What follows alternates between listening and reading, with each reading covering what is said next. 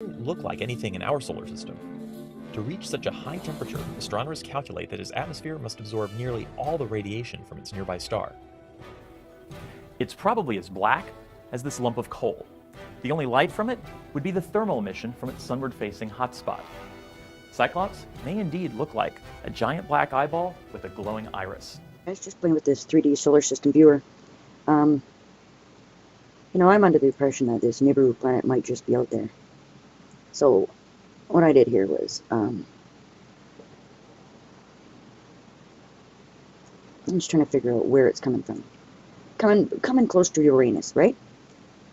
So we might not be able to see this thing until April. Let's move it back a bit, April 8th.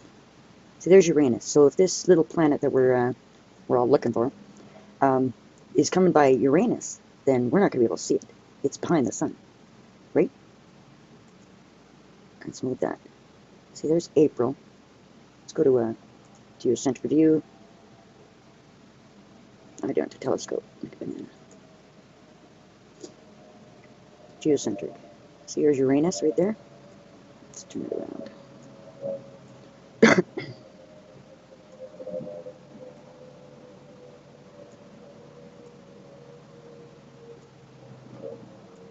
little bit of a lag here.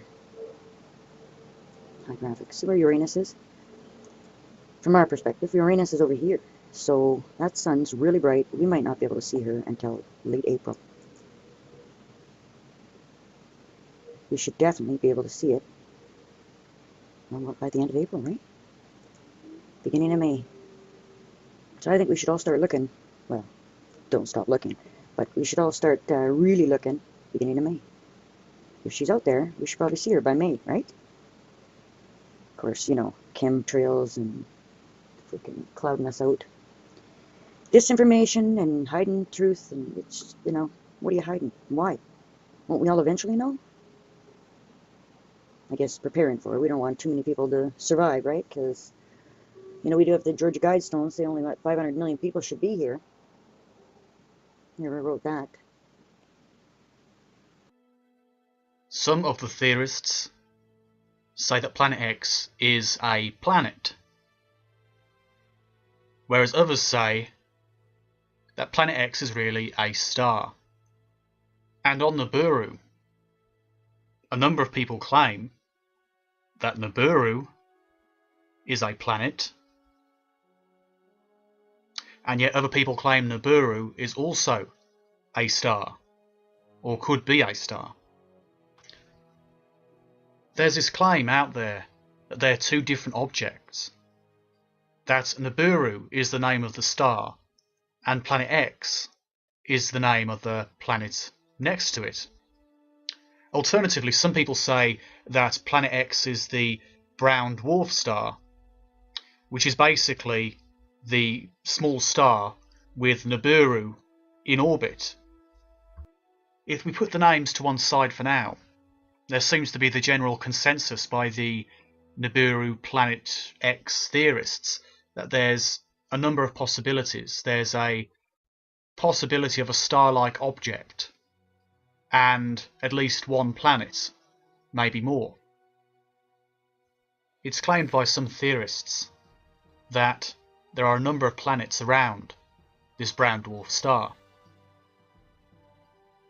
Some people suggest that the legends of Niburu and other gods of ancient times within Babylon and indeed beyond relate to some of these planets, and possibly even the inhabitants of those planets.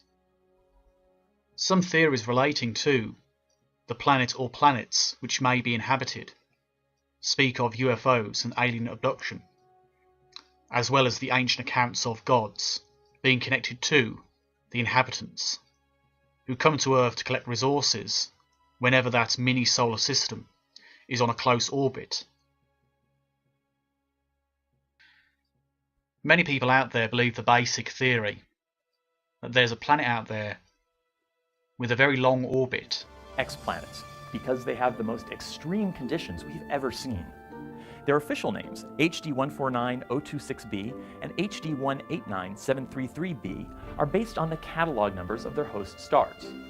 Personally, I'm going to call them something unofficial but easier to remember: Cyclops and Storm, the hottest and windiest known planets. Both of them are so-called hot Jupiters, a class of gas giants like the outer planets in our solar system. But their orbits would fall well inside that of Mercury, and that makes them hot. It also makes their years short, taking only 2 or 3 Earth days to orbit their stars. Our first exoplanet, Cyclops, can be found in the constellation Hercules, orbiting a sun-like star that's about 250 light-years away. Its day side is a blistering 2,300 degrees Kelvin, according to infrared Spitzer observations made by astronomer Dr. Joe Harrington and his team. That's a lot hotter than the inside of a blast furnace, and sets the record for known planetary temperatures. If we could actually see it, this Saturn-sized world wouldn't look like anything in our solar system. To reach such a high temperature, astronomers calculate that its atmosphere must absorb nearly all the radiation from its nearby star. It's probably as black as this lump of coal. The only light from it would be the thermal emission from its sunward-facing hotspot. Cyclops may indeed look like a giant black eyeball with a glowing iris.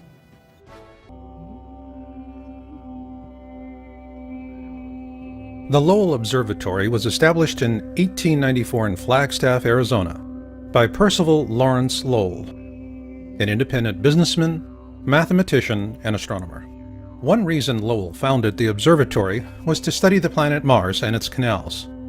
The other was the search for other objects of interest in our solar system, most particularly Neptune's perturber, Planet X, a fact that revisionist historians downplay or paint over. Yet it was Lowell's intention to find the mysterious Planet X that led to the discovery of Pluto.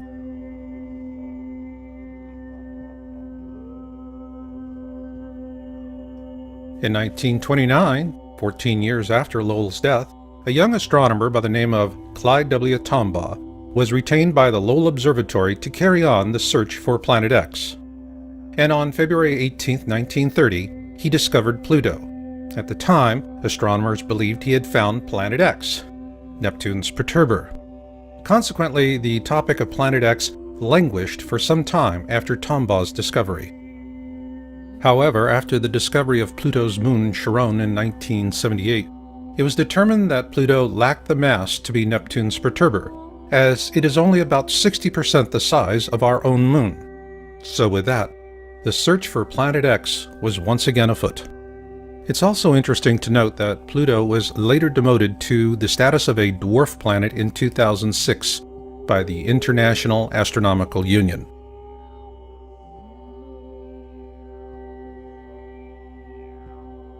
In 1950, Immanuel Velikovsky published Worlds in Collision, and he was viciously attacked by mainstream science, even though he corresponded frequently with Albert Einstein. What generated this medieval response from modern science is that Velikovsky used ancient accounts to question the Darwinian notion of evolution with evidence of periodic cataclysms caused by large objects flying through the core of our solar system. Despite ruthless suppression, Velikovsky's work reawakened an open discussion of Planet X, and following that, a steady trickle of interest emerged, both in mainstream science and the media.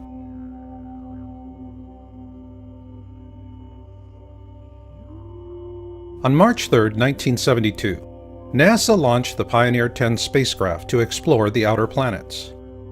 However, according to government whistleblowers, the real purpose was to find Planet X, or at least to help narrow down the search field. An interesting aspect of Pioneer 10 is that it also carried a small gold anodized aluminum plaque designed by astronomer Carl Sagan, should the spacecraft be found by extraterrestrials. At present, communication with the Pioneer 10 spacecraft is no longer possible.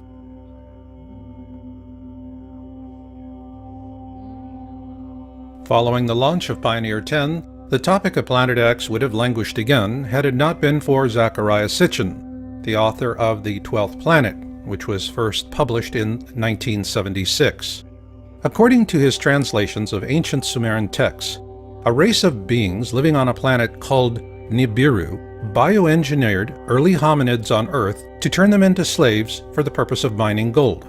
Called the Anunnaki, these beings lived on a planet the Sumerians called Nibiru, what we call Planet X today.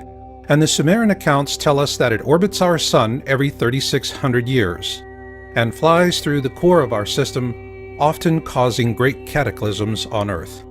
Sitchin's translations and theories are corroborated by an ancient wisdom text called the Colburn Bible. And according to Planet X historian Greg Jenner in his book Planet X and the Colburn Bible Connection, previous flybys of this mysterious object caused the sinking of Atlantis, the deluge, and the 10 plagues of Exodus.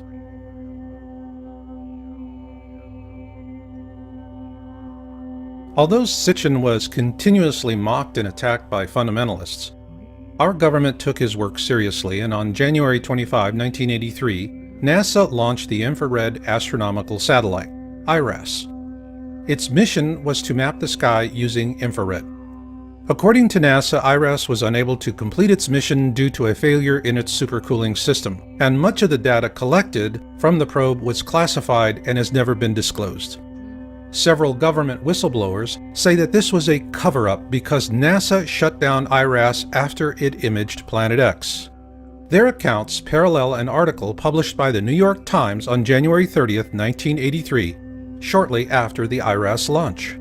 Evidence assembled in recent years has led several groups of astronomers to renew the search for the 10th planet. They are devoting more time to visual observations with the 200-inch telescope at Mount Palomar in California. They are tracking 2 Pioneer spacecraft, now approaching the orbit of distant Pluto, to see if variations in their trajectories provide clues to the source of the mysterious force.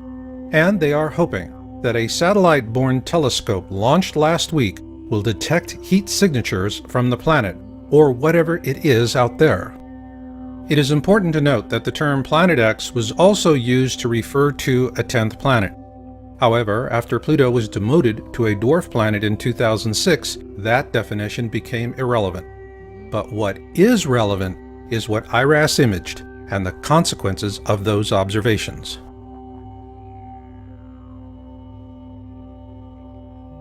In a Victoria Advocate article published on June 14, 1988, NASA astronomer Dr. John D. Anderson was quoted as saying that telemetry from the Pioneer 10 spacecraft indicated the existence of Planet X. Also note that this article was sourced from Google News and was featured in Yowza.com's March 2012 article titled "The Planet X Cover-Up in the Mainstream Media." Following publication of our article, the entire June 14, 1988 edition was deleted from the Google News site. However, a complete copy is available for Yowza.com subscribers. But what is relevant here is that Anderson is a NASA astronomer with one heck of a resume, and what he said in that 1988 news article was powerful. In that article, he said, "We have a 90 to 99% confidence that Uranus and Neptune are being disturbed, and by one candidate for that is a single Planet X." At that point, our government became more interested in keeping public attention focused much closer to home. After all, if you can't see it, it's not there, so go back to sleep, America. Nothing to see here. However, a few curious minds had other notions. On October 1988, Dr. Robert S. Harrington, the chief astronomer for the U.S. Naval Observatory, published his paper, "The Location of Planet X," in the Astronomical Journal. In an August 30, 1990 television interview with Zecharia Sitchin, Harrington also said that Pluto had been a satellite of Neptune, but it was dislodged by Planet X, which he believed could possibly sustain some form of life. He also showed Sitchin a diagram he had created approximating the location of Planet X. Following that interview, Harrington commissioned the construction of a special telescope for a Planet X photographic sky survey in 1991, which was completed at the Black Birch Observatory in New Zealand. The New Zealand observations were performed using Harrington's calculations, and the results were sent to NASA. However, those films vanished and have never been seen again, which leaves us with a big question. Did Harrington actually find Planet X, Neptune's perturber?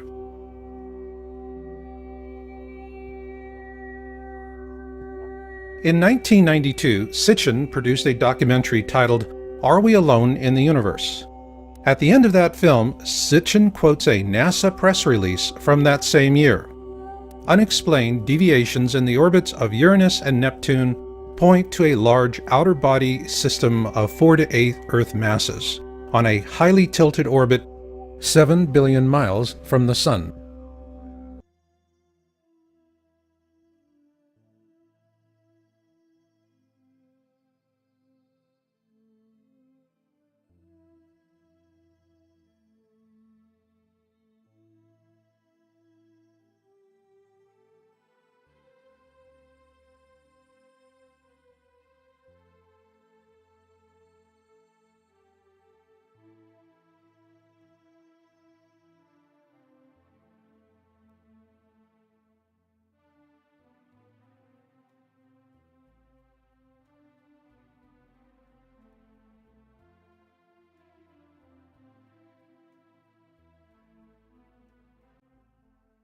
I mean, if we discovered that space aliens were planning to attack, and we needed a massive buildup to counter the space alien threat, and really inflation and budget deficits took secondary place to that, this slump would be over in 18 months.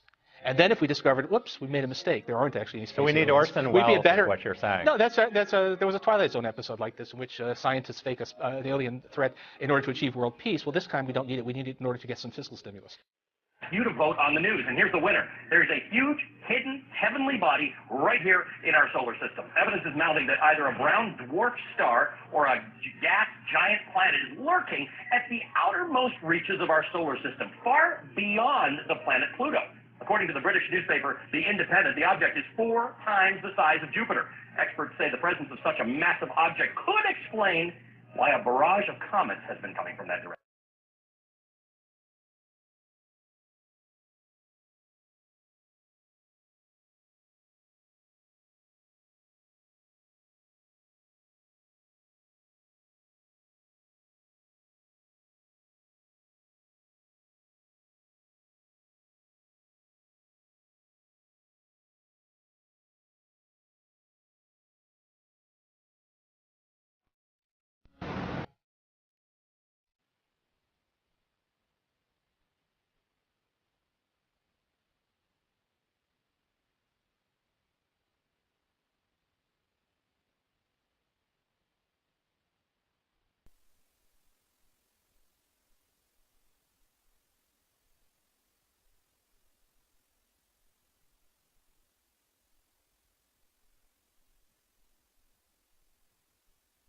God is our refuge and strength, a very present help in trouble.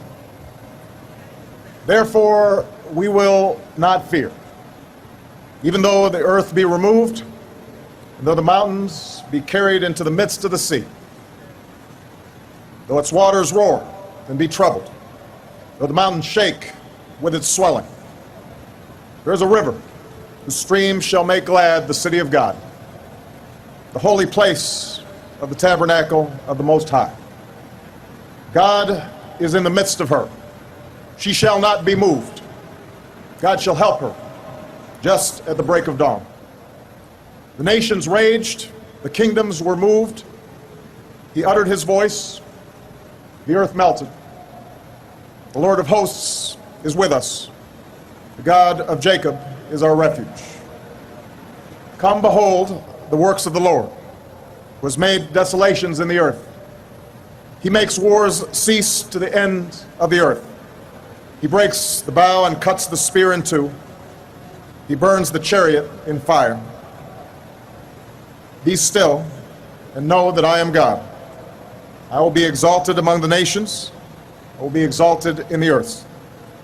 The Lord of hosts is with us. The God of Jacob is our refuge.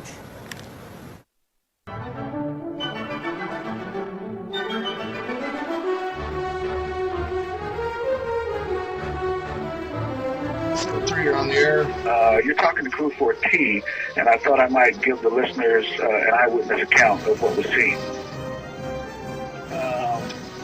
Basically, we've been following this thing since February, and when I talked with Astro Patriot and I first saw the first video that he showed had this huge wave of radiation and orbitals were popping out.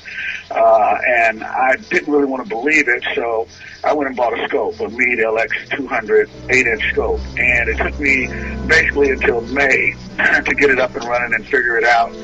We still didn't quite have the kinks of the camera part out, but we were able to get some viewing. Right on the 29th, 30th, and 31st of May, it basically was motionless in the constellation of Leo, with Regulus as the dominant star. And the alleged comet is over to the left. Over to the right, right around Regulus, there was this huge sort of black area. Black area such that every now and again it would move over, cover Regulus, and you could see the light from Regulus bending over the edge of what we now know as the gravity well. You could see the light bending over their fingers, and then it would move away, and you'd see Regulus as a point in the sky. After studying this for some time, I noticed over on the right-hand corner of this dark area, a little red orbital coming out in a bit of a squirrely figure-of-8 sort of pattern. About then, I started to look up at 12 o'clock, and I saw two more orbitals that popped out. They were white. And then I started looking all around this area, and then over to the left, there were two that were blue that sort of popped in and popped out and popped in and popped out. Also, just underneath here, at about 6 o'clock, were two more white objects or orbitals that were popping out. Now, what's interesting about this, the French, I can't think of the name of their team, but on March 3rd and March 5th, they took a video of this movement across the sky, and it showed all the orbitals. After that, they only showed pictures of the single solitary comet. They didn't show any more time-lapse films. All they did was point to the one area was a comet, and what you really wanted to see was over to the right of that. They didn't take any more pictures of that. I'm sure they saw it. They just didn't take any more pictures. In any event, it scared me so bad that night on the 29th, I immediately called I immediately spoke with Carol and one of the other members of our group. And I actually asked him not to mention it or anything at that point. I was actually frightened. So the next night, which was the 30th, on a Sunday, I thought, well, I don't believe what I saw. It's not real. I'm going to just forget it. I'll just take a look again. And it was still motionless, and unfortunately, it was still there. The orbitals were still there. The popping out was going on. And this, I became even more frightened. And also, I was still a bit in denial. Until finally on the third night, I said, I'll forget what I saw the last two nights, and I'll look at it again, this time on the third night. And on the third night, exact same thing. It was still motionless. The orbital cloud, I don't mean the orbital cloud, but the gravity well was still bending light over at Regulus and then moving where you could see Regulus. The red orbital was still coming out, doing a real squirrely orbit. The two on top were there, the two on the left, and the two on the bottom. And, at that point, I couldn't convince myself of that I didn't see what I saw. I'd seen it 3 nights in a row. It didn't go away, and the consequences of that have caused me to make urgent changes in my life and my habits and so forth. By trade, I'm a physician / amateur astronomer / archaeologist and a number of other things, but my main occupation is a physician. I have my own practice, etc. And I've been doing this for 25 years, so I didn't start yesterday. It still makes me tremble to think about what I saw. And then, as time has passed on, we're getting more evidence, more volcanoes are going off, more earthquakes. A 6.7 near the east coast of Japan. They say it's in the sea, and it says it's near the east coast. That's bad enough, but the earthquakes have picked up, the volcanism has picked up, and the weather modification and changes we're having, and we're getting to a point.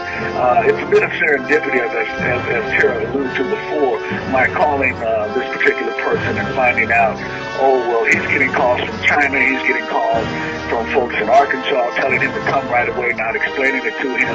And I just happened to call because I sent him an email, and I said, hey, I really don't need these. It's not the money, I'll buy something else.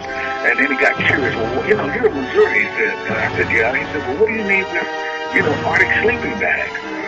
And that's when I told him about Ellie, and then it sort of, I guess he had an epiphany, a click as to why the Chinese were urging him to bring his entire family, but not telling him why same thing with the group in Arkansas, telling him to come, and they'd given him basically a 3-week window.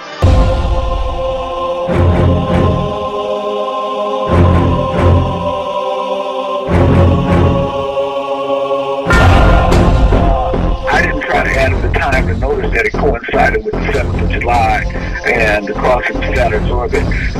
My time frame was still is August 1st, but I'm getting more anxious by the day. And so folks need to know this is real. They need to wake up. I'm past the point of trying to wake anybody up.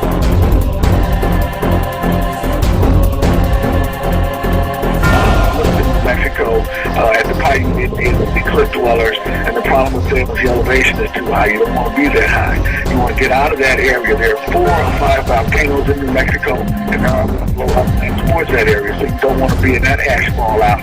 There's a volcano that just, I want to say about, it wasn't a volcano, we had an earthquake in Arizona today, about a 3.3. I hadn't seen that recently, so, a number of things are going on. This is unstoppable, it's unavoidable, you cannot escape it, you must seek shelter.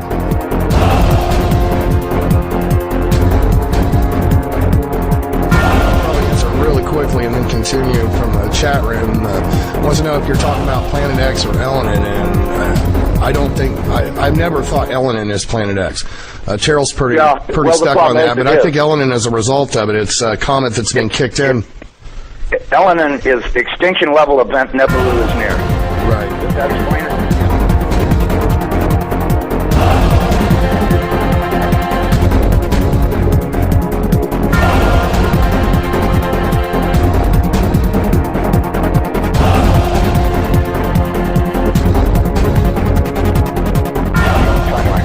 Estimated that this thing is traveling around 3,500 miles an hour, okay? That was our estimate of its speed. Now, it has been picking up speed, and that's the reason why we think it's going to arrive early, because when it comes around the backside of the sun, it's got to double that speed in order to attain breakaway speed to leave the sun and not wind up orbiting it. It's never orbited the sun in the past that we know of, so that means that it's going to have to attain breakaway speed to head back out into space. Now, you look at the NASA videos, photos, and all this other crap those morons put on the internet. This thing is coming in. It's going to, as soon as it goes around the top of the sun, it's going to go back out into space. Right. And it's going to do this really fast. When it goes past us, it's going to go past us so fast that we'll almost have no time to get ready. That's my opinion. But, just drawing it out on paper a few times and thinking about it, and I went, if this thing picks up enough speed to make breakaway speed, then that means it's going to come past us.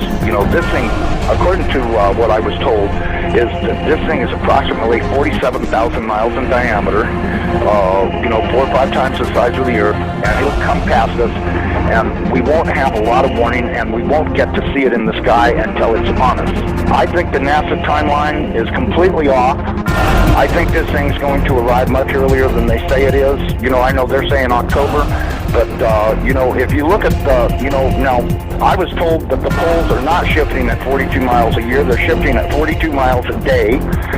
And the reason is because this planet is rolling over to face this thing. Now, when it goes by, it's not going to push our North Pole away. It's going to grab our Southern Pole with its Northern Pole, and it's going to be like somebody kicked this planet in the ass. That earthquake that it talks about in Revelations when the opening of the 6th seal comes, from what I've been told, that's very accurate, because that's exactly what's going to happen. There's going to be a massive earthquake when it locks onto us. As it goes past us, we're going to follow it right upside down.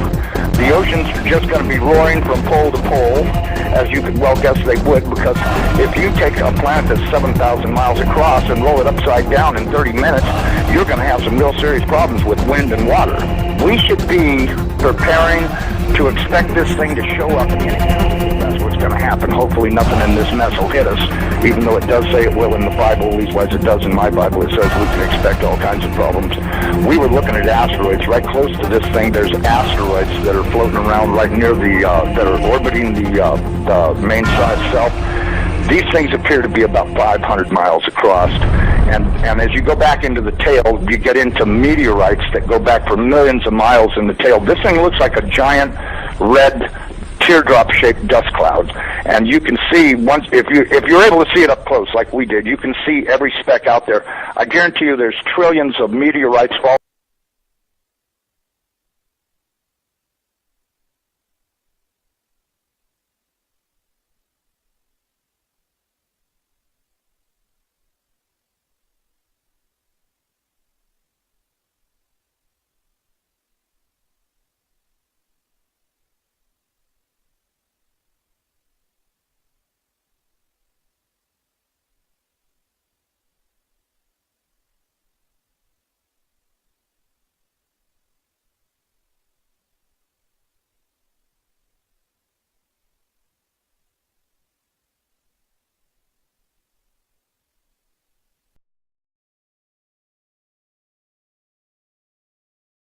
The Assumption Parish officials are testing newly discovered gas bubbles near the Bayou Corn sinkhole. Workers from the State Office of Conservation and contractor CB&I have taken samples of the gas bubbles to determine their source, although officials acknowledge the bubbles likely are connected to the sinkhole.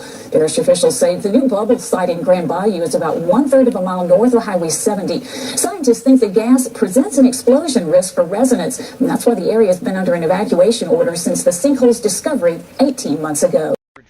It's about 700 feet wide, more than 150 feet deep, and it's growing. This giant sinkhole in Texas appears to be swallowing everything in sight.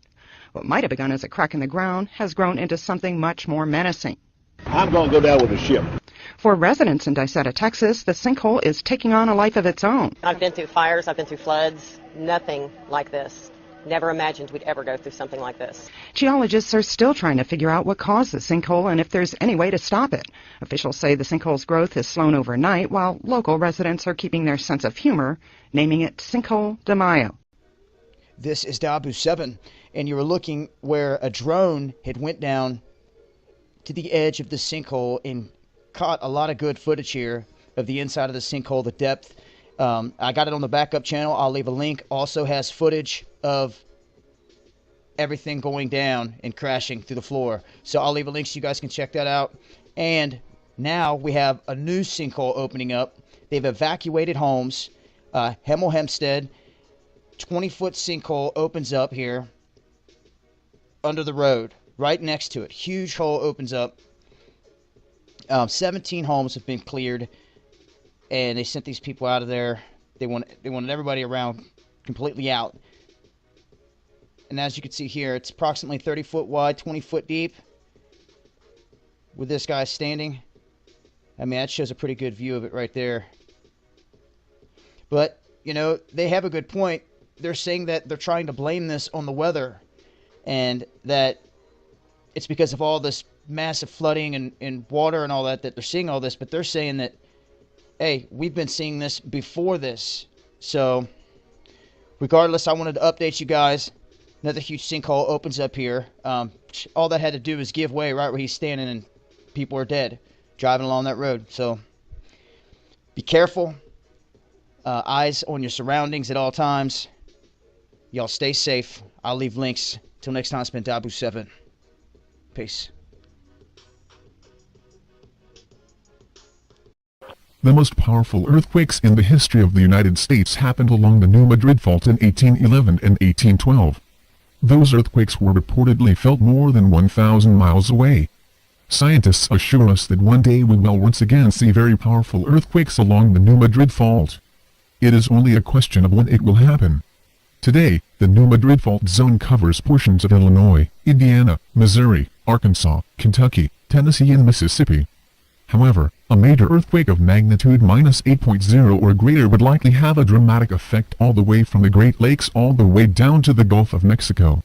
When most Americans speak of the big one, they think of what may happen along the coast of California someday, but the truth is that a New Madrid earthquake could potentially do far more damage.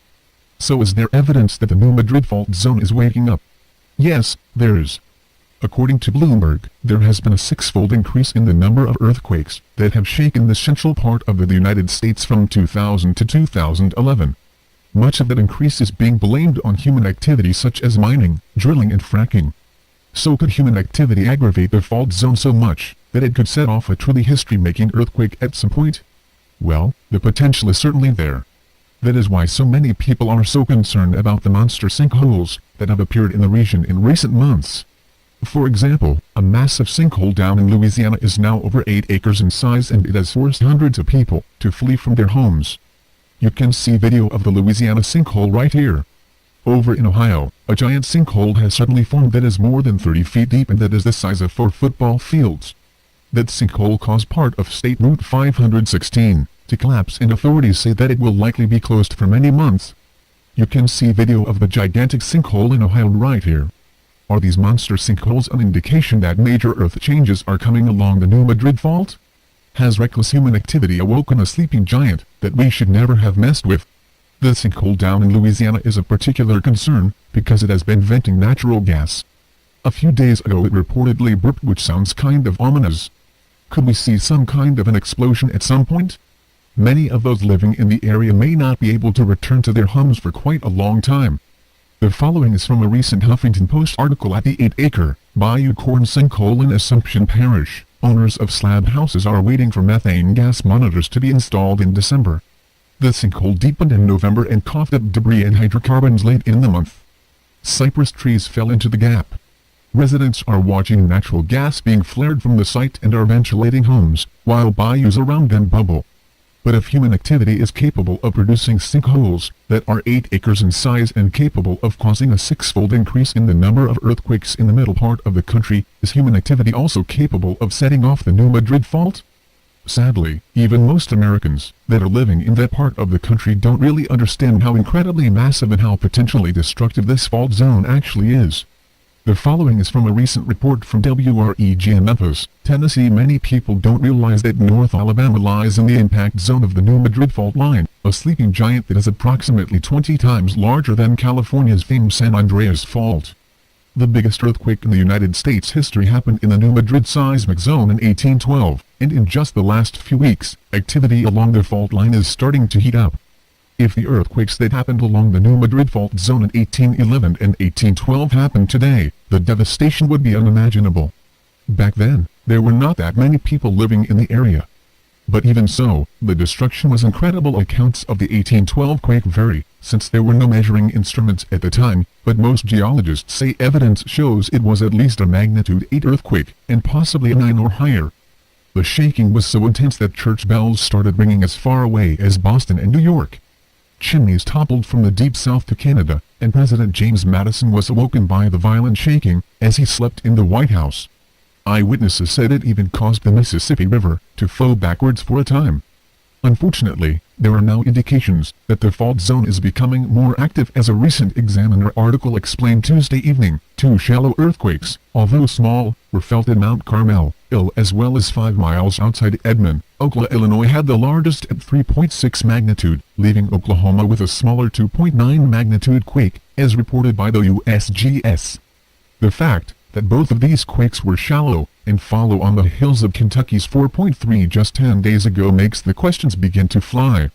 Is the New Madrid waking up? Is it gearing up for the big one? When Key experienced a 4.3 2 weeks ago, it was felt across 10 to 12 states. Although it didn't knock runners off their feet, it did alarm many. Knoxville was among the cities that felt the quake. The shaking was not minor in many areas, and it scared people, as walls shook and many began to pray. This is something that I have written about previously, and we all need to keep our eyes open for more reports about earthquakes in the middle part of the country. When the big one does finally hit the New Madrid fault zone, it will be one of the biggest news stories ever.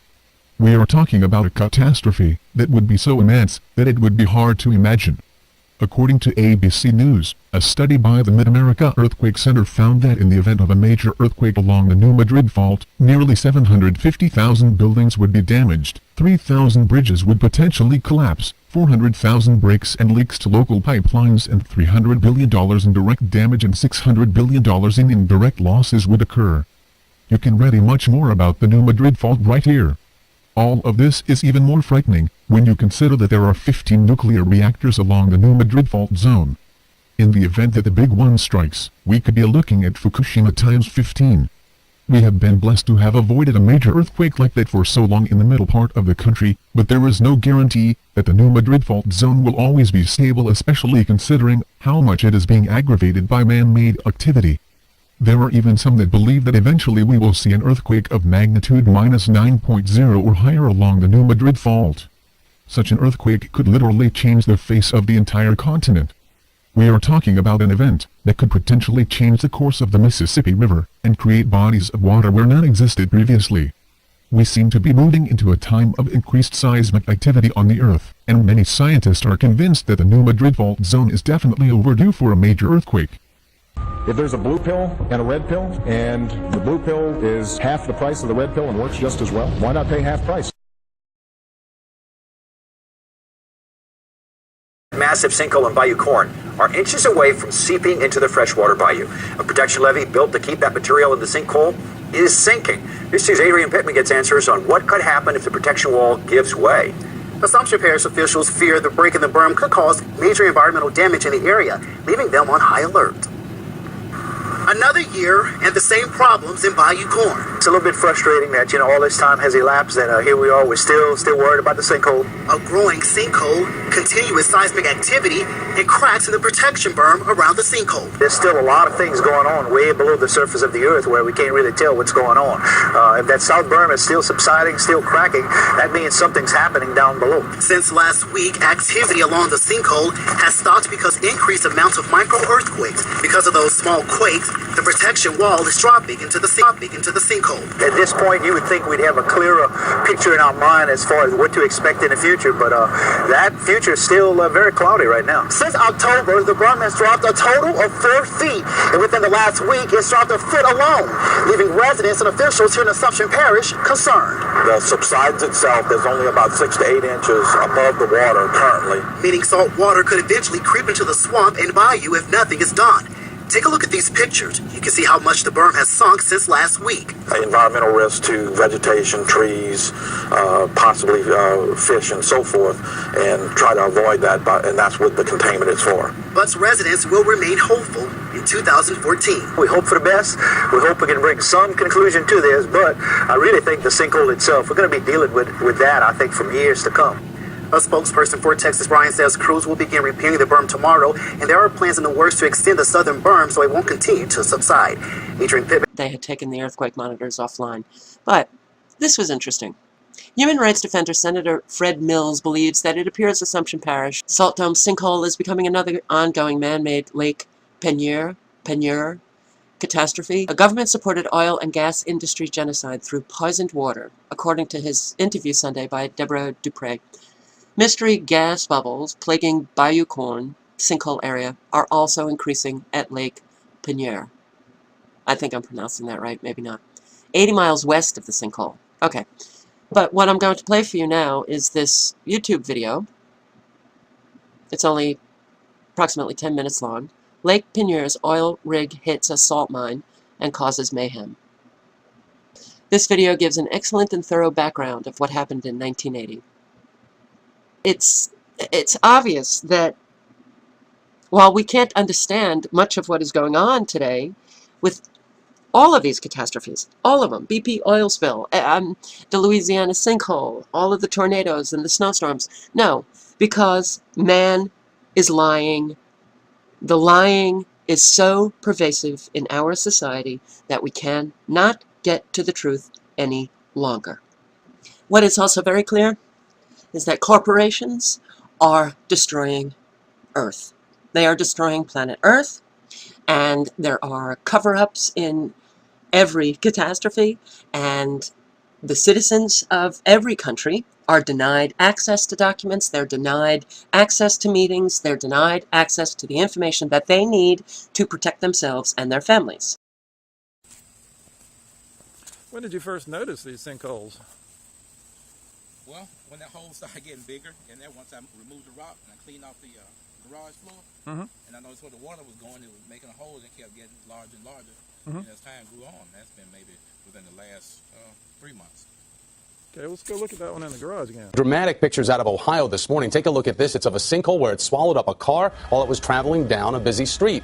Officials saying the sinkhole was at least 10 feet deep. Rescuers had to lower a ladder down so that the driver could eventually climb out. Now, she wasn't seriously hurt. Crews used a crane to then pull the car out next. But just look at that boy.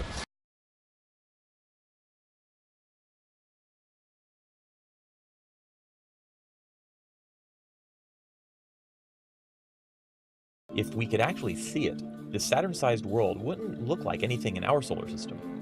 To reach such a high temperature, astronomers calculate that its atmosphere must absorb nearly all the radiation from its nearby star. It's probably as black as this lump of coal. The only light from it would be the thermal emission from its sunward-facing hotspot. Cyclops may indeed look like a giant black eyeball with a glowing iris. I was just playing with this 3D solar system viewer. You know, I'm under the impression that this Nibiru planet might just be out there. So, what I did here was, I'm just trying to figure out where it's coming from. Coming close to Uranus, right? So we might not be able to see this thing until April. Let's move it back a bit, April 8th. See, there's Uranus. So if this little planet that we're all looking for is coming by Uranus, then we're not going to be able to see it. It's behind the sun, right? Let's move that. See, there's April. Let's go to geocentric view. I don't have a telescope. Like a banana. Geocentric. See, here's Uranus right there. Let's turn it around. A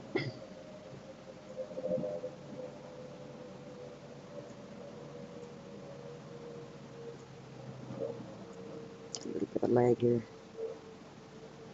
High graphics. See where Uranus is? From our perspective, Uranus is over here. So that sun's really bright. We might not be able to see her until late April. We should definitely be able to see it by the end of April, right? Beginning of May. So I think we should all start looking. Well, don't stop looking, but we should all start really looking beginning of May. If she's out there, we should probably see her by May, right? Of course, you know, chemtrails and freaking clouding us out. Disinformation and hiding truth, and it's, you know, what are you hiding? Why? Won't we all eventually know? I guess preparing for it. We don't want too many people to survive, right? Because, you know, we do have the Georgia Guidestones say only about 500 million people should be here. Never wrote that. Some of the theorists say that Planet X is a planet, whereas others say that Planet X is really a star. And on Niburu, a number of people claim that Niburu is a planet,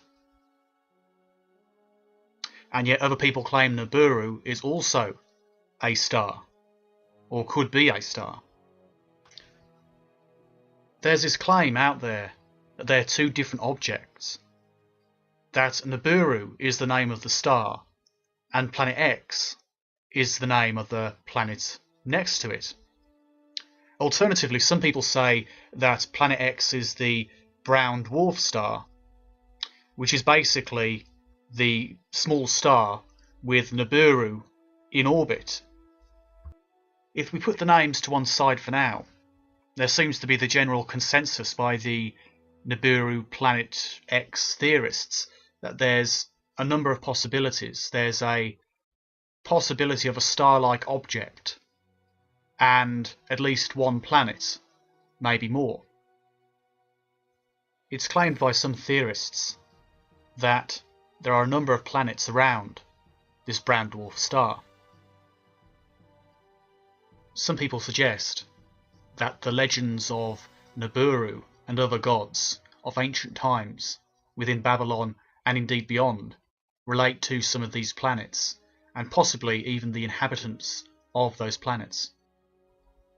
Some theories relating to the planet or planets which may be inhabited speak of UFOs and alien abduction, as well as the ancient accounts of gods being connected to the inhabitants who come to Earth to collect resources whenever that mini solar system is on a close orbit. Many people out there believe the basic theory that there's a planet out there with a very long orbit. Exoplanets, because they have the most extreme conditions we've ever seen.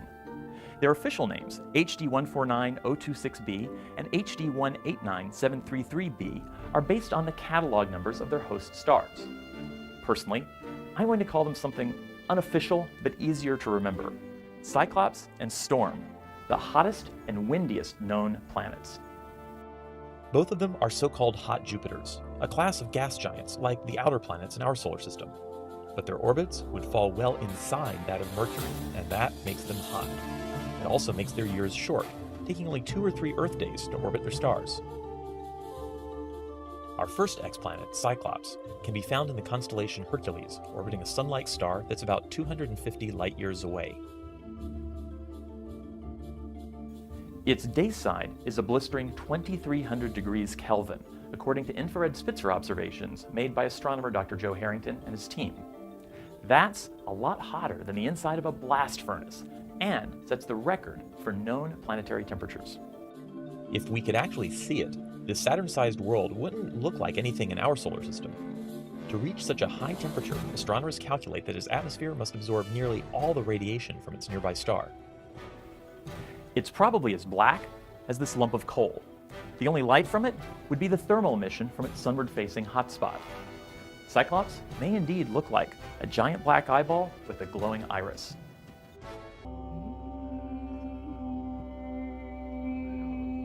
The Lowell Observatory was established in 1894 in Flagstaff, Arizona, by Percival Lawrence Lowell, an independent businessman, mathematician, and astronomer.